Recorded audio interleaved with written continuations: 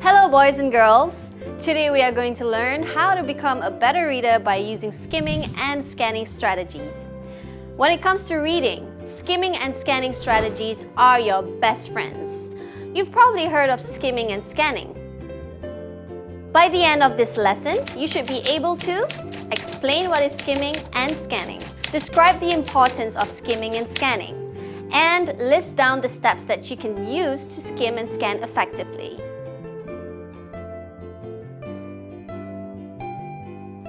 Follow my instructions and you should be able to skim, scan, and look for information in no time. So, what are we waiting for?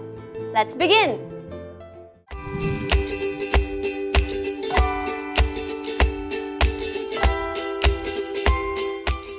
Skimming is an essential tool that you can use to read in half the time.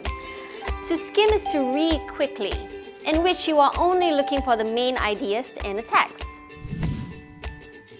While skimming, your main objective is to understand the main point of the text, rather than concentrating on absorbing all the details. Do you know that we always skim when we read? It's just that we don't realize it. For instance, we take a quick glance at a newspaper report to quickly get the general news of the day. We skim through magazines to discover articles that we would like to read in detail. Or, we skim through business or travel brochures to get information quickly. There are several benefits of skimming.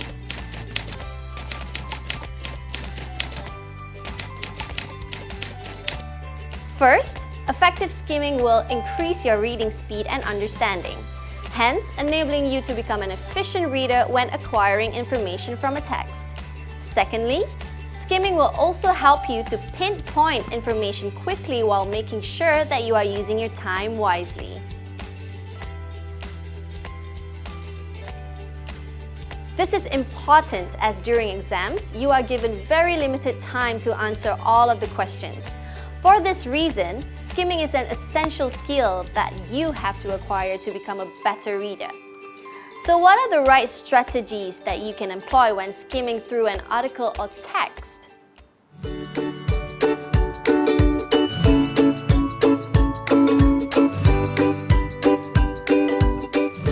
Many people consider skimming as an aimless process where you place your eyes wherever they fall. However, in skimming, there has to be structure, but you don't read everything. What you read during the process is more important than what you left out. So which information should you read and which information should you leave out? Follow these simple steps and you can become good at skimming. Step 1. Know what you want. Before you start skimming, you should ask yourself, what kind of information do you want to get from the text? Think of several questions that describe what you want to know. For instance, you can ask yourself, what is the format of the text? Is it a factual, argumentative, or a narrative text? What is the purpose of the text? What are the issues that the writer is trying to convey? Or you can ask yourself, what are the main ideas or arguments that are presented in the text? As you skim, pay attention for any parts of the text that answer these questions. By asking yourself these questions, it will guide you and give you some sense of direction as you skim. Remember, skimming without any particular purpose will make you tired and sleepy. Try to detect the main idea in the introductory paragraphs. The introductory paragraph will normally express the main idea, argument, or goal in a text. They will tell you what the writer is trying to achieve from the text. Therefore, you have to read this paragraph closely and thoroughly. By reading the introductory paragraph in detail, you will get a general idea of the information that will be presented in the text. Step 3. Read the first sentence in each paragraph. Once you get the general idea from the text, read the first sentence in each paragraph. The first sentence in each paragraph will sum up what follows next in the paragraph. These sentences are generally known as topic sentences. The topic sentence will inform you about the main idea in each paragraph. If you do not get the main idea in the topic sentence, or if the paragraph greatly interests you, then you may want to skim more. Step 4. Don't necessarily read complete sentences. When skimming, you don't have to read the whole sentence. You just quickly go through the sentence to see whether it has any useful information. If that sentence doesn't give you the information that you want, then skip to the next one.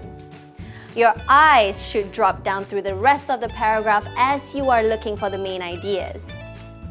Leave out any supporting details or examples if you think that it's not relevant to what you are looking for.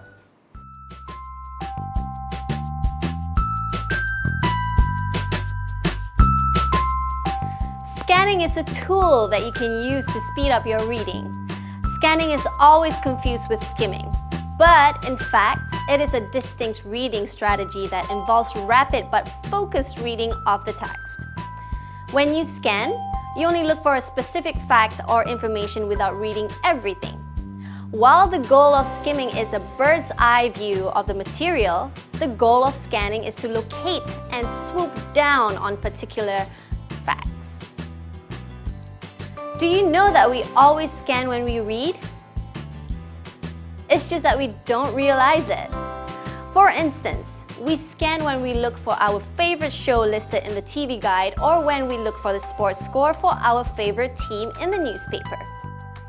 We also scan for information, facts and figures from our reference books when we want to study for our exam. And most importantly, we scan during exams when we want to look for a specific answer from a text. There are several benefits of scanning.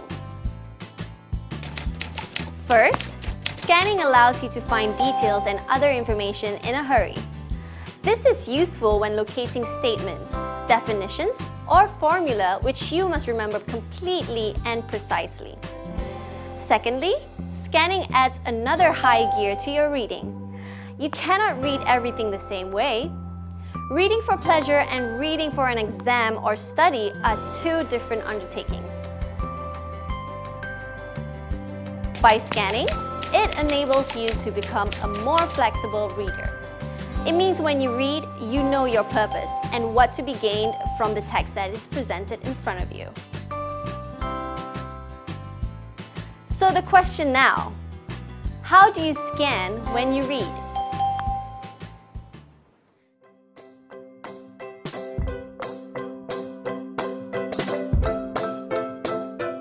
In order to scan for information effectively, you can follow these simple steps that I'm going to explain in details. Step 1. Know what you're looking for. You have to decide on a few keywords or phrases. Consider yourself as a search engine. When you want to search for something from the internet, you have to key in several keywords to help the search engine find the information that you want.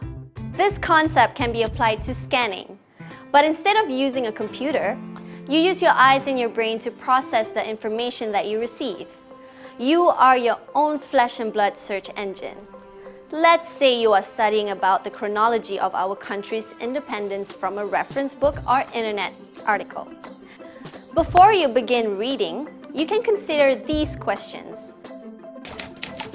For instance, Malaysia's history of independence, or the chronology of Malaysia's independence. As you read, keep your eyes peeled to any tables of contents, indexes, or headings which contain any words from this question. Then, ask yourself if the section of the text answers the questions that you have in mind. If so, you would like to pay close attention to this part of the text. Step 2. Look for only one keyword at a time. If you are focusing on too many things at the same time, chances are you might get tired easily. You may also get confused as you are loading your brain with too much information. Imagine what will happen if you run multiple programs on your computer at the same time. Your computer will become slow and in the end it will crash. This applies to your brain too. As you are cramming many things at once, your brain just can't handle the information overload. So go easy on your brain and take one step at a time. Step 3. Let your eyes float rapidly. When you scan, you just need to scroll down the page until you find the word or phrase that you want. Now, the idea here is not necessarily to read each word, but to scan the entire area, letting your mind pick out the information that you want. In order to achieve this, you need to use the right strategies to scan effectively. But how do we do this? You can follow this method to assist you when you are scanning. We call it the Z sweep. First, place your index finger at the beginning of the text. This acts as the pointer to guide your eyes when you are reading. Using your finger, you scan from the beginning to the ending of each line. When you reach the end of the line, you cut across the text diagonally about 3 lines and then slide back to the next line. Imagine moving our eyes in a zigzag motion. Do not attempt to read the words. Just move your eyes back and forth as fast as you can. You should only stop when you have located the specific information which you are looking for.